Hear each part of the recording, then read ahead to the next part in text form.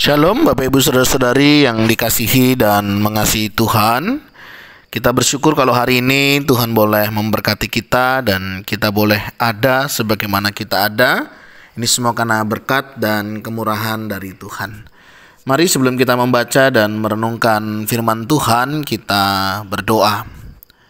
Tuhan, terima kasih, kami bersyukur hari ini Engkau boleh berkati kami. Kami boleh ada sebagaimana kami ada. Ini semua karena berkat dan kemurahan-Mu. Sebentar kami akan membaca dan merenungkan firman-Mu. Berfirmanlah dan biar kami mengerti apa yang menjadi kehendak-Mu di dalam hidup kami.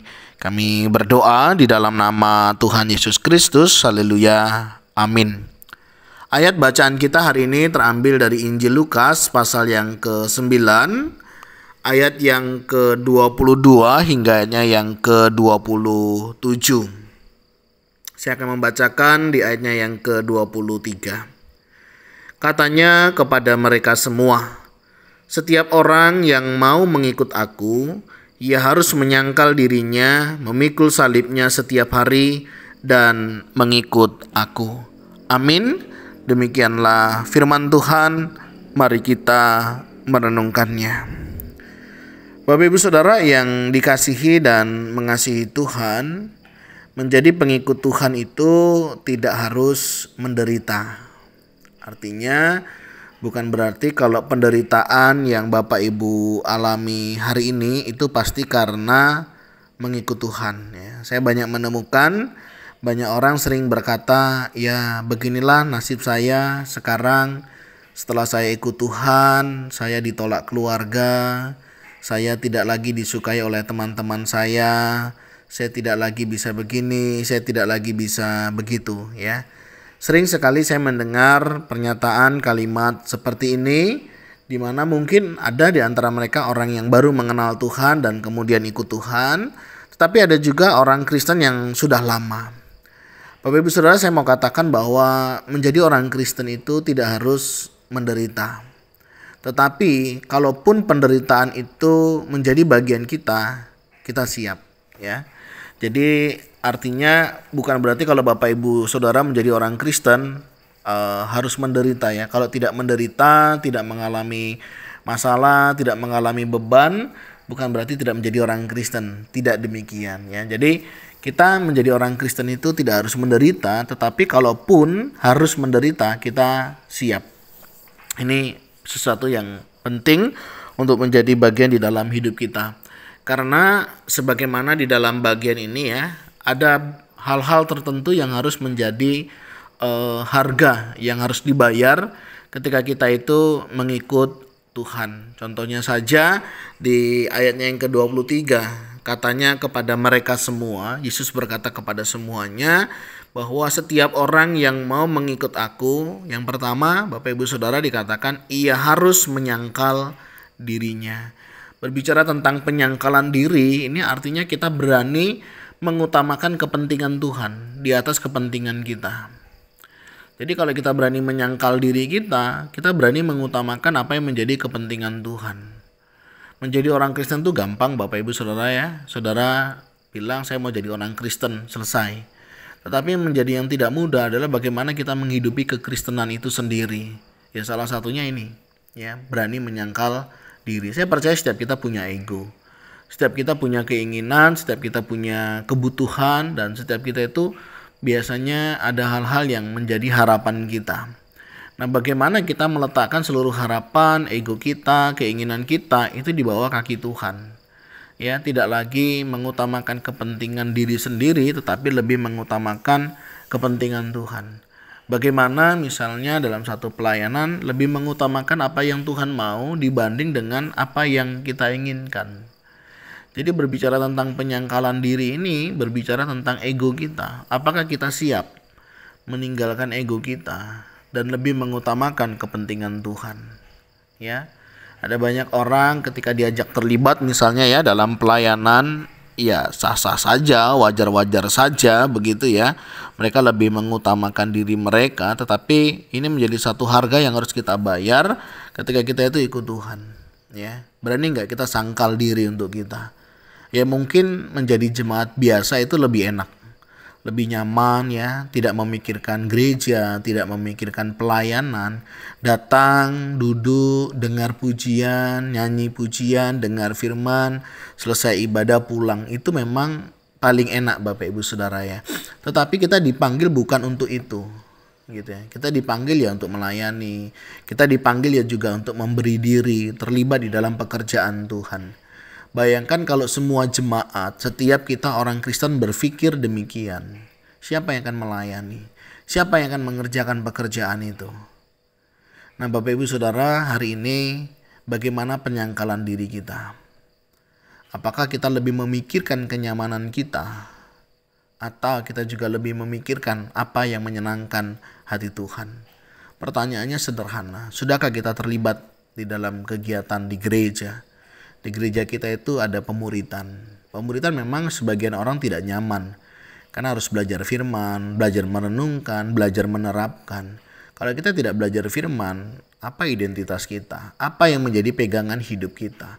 Kalau kita tidak mau belajar melakukan firman Tuhan, hal apa yang mau kita lakukan di dalam kehidupan ini?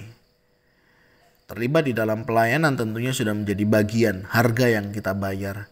Ya, kenapa kita melayani? Melayani bukan sebuah pilihan. Melayani adalah sebuah keharusan. Dulu kita diperbudak dosa sehingga kita melayani dosa. Kita sudah ditebus oleh Tuhan. Semestinya dengan kesadaran kita melayani Tuhan. Jadi sangkal diri di sini kita penting, ya. Sudahkah kita hari ini menyangkal diri kita? Mungkin di rumah lebih nyaman, ya, dibanding untuk kita terlibat dalam pekerjaan Tuhan. Harus memikirkan orang lain, harus memikirkan pengembangan pelayanan. Itu memang melelahkan. Tapi jika itu yang Tuhan kehendaki, semestinya kita lebih memilih untuk mengerjakan apa yang menjadi kehendak Tuhan. Yang kedua, di sini kita juga belajar tentang memikul salibnya. Memikul salib berbicara tentang segala resiko yang akan kita tanggung ketika kita mengikut Tuhan. Sering saya memang mendengar, ya inilah salib yang harus saya pikul. Ya inilah harga yang harus saya bayar menjadi seorang Kristen. Tetapi ketika kita perdalam masalahnya, pergumulannya, yang dibilang salib itu sebenarnya bukan salib Kristus. Tetapi salib yang dia ciptakan sendiri. Sesuatu yang dia buat sendiri sehingga dia harus menanggung resikonya. Jadi berbicara tentang memikul salib ini bukan berbicara tentang apa yang kita lakukan Bapak Ibu Saudara. Tetapi apa yang Kristus kerjakan di dalam hidup kita. Misalnya ya memikul salib karena kita harus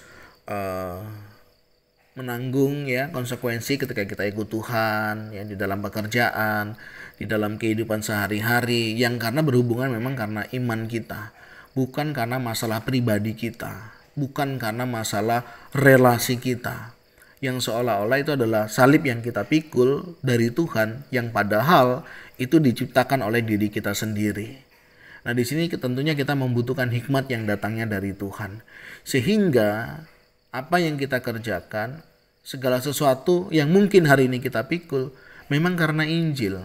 Ya, bukan karena kepribadian kita, bukan karena karakter kita, bukan karena kehidupan kita. Jadi salib yang dipikul di sini berbicara tentang Injil. Bersediakah kita memberitakan Injil? Mungkin kita akan ditolak. Tapi kan bisa juga kita akan diterima. Mungkin kita akan mengalami penganiayaan karena Injil. Tapi bisa juga kita mengalami sukacita bersama ketika Injil itu diberitakan. Nah mungkin kita perlu memastikan salib apa yang hari ini kita pikul. Salib yang kita ciptakan sendiri atau salib yang karena Injil. Nah bagian yang terakhir yang ketiga yaitu mengikut aku. Mengikut aku artinya apa? Ikut apa yang menjadi maunya Tuhan. Mengikut aku artinya melakukan apa yang Tuhan mau, bukan yang kita mau, bukan yang kita kehendaki. Seringkali kita selalu berdoa berserah kepada Tuhan, tetapi pilihan jalan hidup yang kita lalui adalah pilihan kita.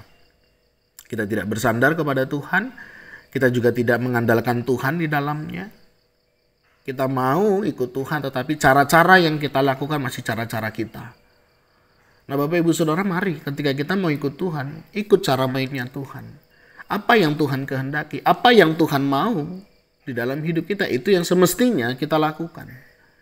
Nah inilah Bapak Ibu Saudara harga yang harus kita bayar. Bagaimana kehidupan kekristenan kita hari ini? Apakah kehidupan kekristenan kita lebih mengutamakan kenyamanan diri kita? lebih memikirkan ketenangan, kedamaian, tanpa memikirkan Injil yang harus kita beritakan. Dan melakukan sebagaimana yang Tuhan mau, dengan caranya Tuhan, dan dengan kehendak Tuhan. Dalam pelayanan, sudahkah kita melakukan dengan cara Tuhan, dengan kehendak Tuhan, atau lebih dengan cara kita, maunya kita? Bapak Ibu Saudara, mari kita terus belajar bagaimana cara kita meningkatkan ini semua. Tetap setialah belajar, tetap setia membaca firman Tuhan, tetap setia merenungkan firman Tuhan. Masuklah dalam kelompok-kelompok pemuridan di gereja kita sudah ada. Mari kita belajar masuk di dalamnya, sehingga kita akan semakin mengerti apa yang menjadi hati Tuhan di dalamnya.